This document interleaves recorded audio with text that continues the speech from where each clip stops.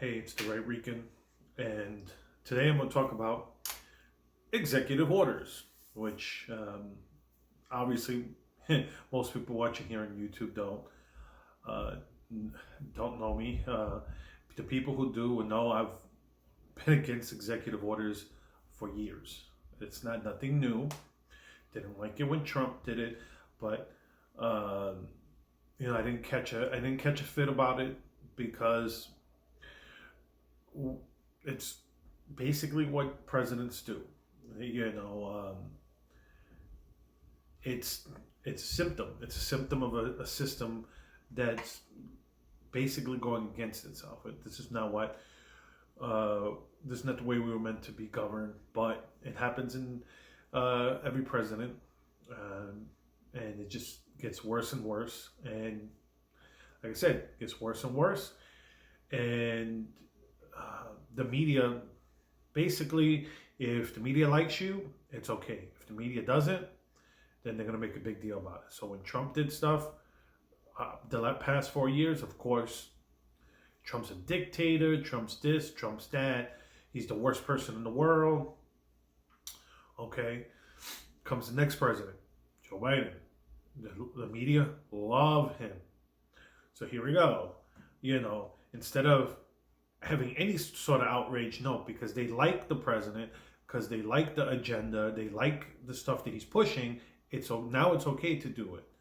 So hypocrisy much, but when they say that the media doesn't have an agenda, let's read into this. It goes here: since entering office on January 20th, President Joe Biden has signed more than 36 executive orders addressing the coronavirus pandemic, economy, immigration, climate crisis, and more. So here's read the order. It gives all this stuff. This is from ABC, so you can see if you want to check for yourself and see all this stuff. Putting us back into the World Health Organization, expanding here, blah blah blah blah. Basically, in his first week, he just basically tried to wipe out everything Trump did. And granted, you don't like some of the stuff he did. I get it. But like one that was good, like with the drug pricing and lowering of the insulin and the EpiPen, Biden even reversed that. It's like you can't admit he did anything good. So if you see, I'm going to keep scrolling down here for people who are actually watching it and want to see some of the stuff without having to look up the article or clicking on the article. But I mean, here we go. Executive order on protecting the federal workforce, about the $15 minimum wage. Executive order on ensuring the future is made of all America by all of America's workers. Executive order on protecting public health. Acceptance of the Paris Climate Agreement, which it's funny because Obama put us in it. Trump took us out. Biden's putting us back when really these type of agreements, these treaties, are supposed to be approved by Congress. So if you want to talk about executive overreach, look no further than this. This is something that, yeah, fine, you may agree with what in principle, but you shouldn't agree with it with the way it's being done. That's supposed to go to Congress for ratification. It's not supposed to just go, oh, I'm the president, I say it, and it gets done. And that's the problem with these executive orders, because what ends up happening is, let's say a Republican comes into office in 2024, he's going to do the same thing. So we need to stop accepting these executive orders. It's executive overreach, and it needs to stop. But like I said, the media, they wanted Joe Biden, they like Joe Biden, they want his agenda, so they will excuse it. And if you think I'm over exaggerating, you can see all these, like I said, all of these orders. They said 36, and I think you're going to see here. Here's a fact check. which is funny. If it's like fact check. Did Joe Biden set modern record for executive orders in his first week? So here it goes. Instead of giving us yes or no, it goes here. It explains the orders. So Biden has signed a significant number of executive orders in a short period and has drawn criticism from Republicans, some of whom have accused the president of ruling by dictate. Some prominent Republicans have claimed that Biden has issued a modern record number of executive orders in his first days in office. Biden has issued 37 executive orders during his first week. And here it goes. Like I said, this is a fact check. You're supposed to just tell us yes or no. And this is legit. The party that spent 4 years calling President Trump a dictator are now applauding Joe Biden for setting the record of 1 week executive orders. Now, I just want to see. So, basically they're buttering it up, talking about all these. And then it goes here, giving a quote from Giuliani. Biden once said that excessive reliance on executive orders, ignoring the legislature, is dictatorial. Well, Joe, do you remember saying that it would be dictatorial? Are you aware enough that it now applies to you? So then here it goes, the facts. Biden has taken more executive action in his first week in office than his immediate predecessors, and many of those orders have been aimed at reversing Trump-era policies. Like I said, it's okay because they like it. It shouldn't be okay, whether it was Trump, whether it was Obama, whether it's Biden, whether it's Clinton, Bush, whoever. You should be against it, period. Shouldn't cheer it on because, oh, my team did it, woohoo. No. It goes here. Matter of fact, look, here it says 37? Here it talks about, of the 40, 32 are listed as executive orders. The others are classed as proclamations or memoranda. However, so it's like, so on top of executive orders, they have these executive memorandums, these executive proclamations. It's executive overreach. That's what it is. And we could keep going here. So finally, look, the article is talking about, so it's basically buttering it up and trying to explain why Biden's doing this to get to then the end. The ruling, mostly true.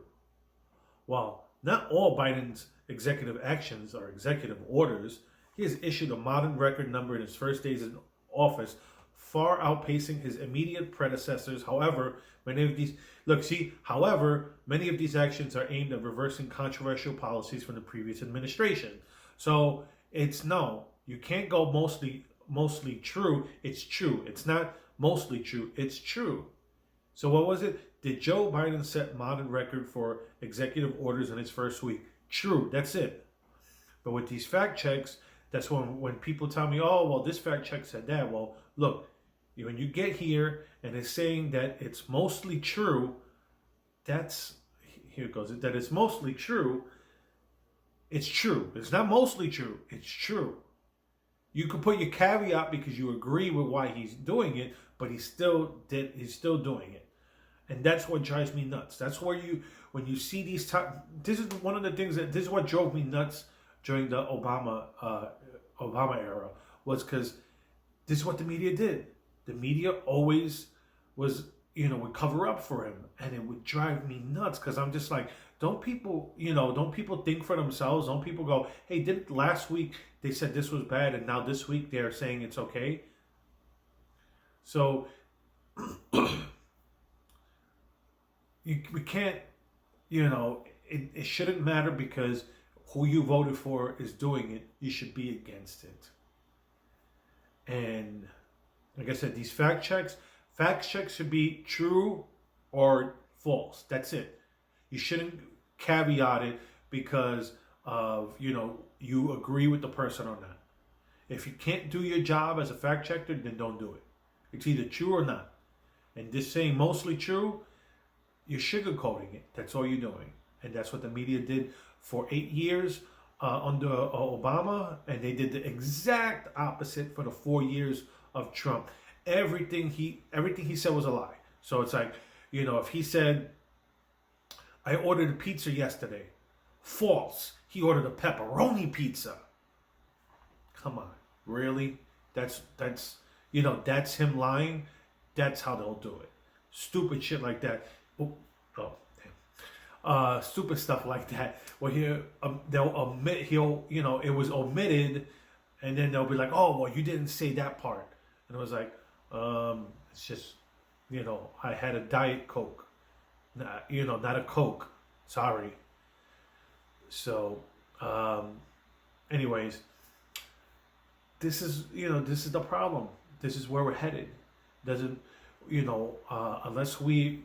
unless both sides just go, look, listen, let's have a deal. Let's stop these executive orders. Let Congress be Congress. Look, listen, there's a reason we're supposed to have 60 votes. It's just to make compromise. That's why the filibuster's there. That's why we're supposed to be able to compromise on stuff. Congress wasn't meant to be instant gratification. Legislation wasn't to be passed at a whim. Legislation was meant to go, okay, we get to 60 votes to pass this stuff, was to ensure that both the minority party and the majority party would have to come together and reconcile what they disagree with. But that's not what's going on anymore. Now it's just let's dump on the opposite party, so like that we can get our stuff done. And look, listen, you want to do that now, just heed the warning that Mitch McConnell gave to Harry Reid when he did the judicial filibuster. He's like, if you do this with the judicial filibuster, it's going to come back and bite you in the butt. And it did, because as look what happened with Amy Barrett Cohen. You guys didn't want her, but guess what? Thanks to what Harry Reid did, it went through anyway. If you would have protected the filibuster for exactly what it's meant to be there for, then you could have had a compromise candidate. Same thing when Obama was president with Merrick Garland. You could have a compromise candidate instead of having someone of strictly that you agree with ideologically. So there you go. So that's the whole thing about executive orders. Like I said, 37 or so in the first week. Let's see where he's at the end of his presidency. I get it. He's trying to basically erase the past 4 years, and then some. So you people who were talking about, let's have unity, no interest in it. Have no interest whatsoever. If you're applauding this, cheering this on, you have no interest in unity. And if, I don't know what to tell you to get you guys to see that, this partisan stuff is going to destroy us. We need to be able to compromise, or we need to be able to come to compromise. We're going to be able to live together. If not, we're going to end up growing apart and, living apart. So I hope that's not the case. That's why I rant on here, is to, kind of get through to, maybe there's someone who will watch this video and it'll be like, oh, wait a minute, that makes sense. And hopefully it does. And, so if you like my content on YouTube, please like and subscribe. On Rumble, same thing. It's give me boxing glove and subscribe to my channel. And have a good one.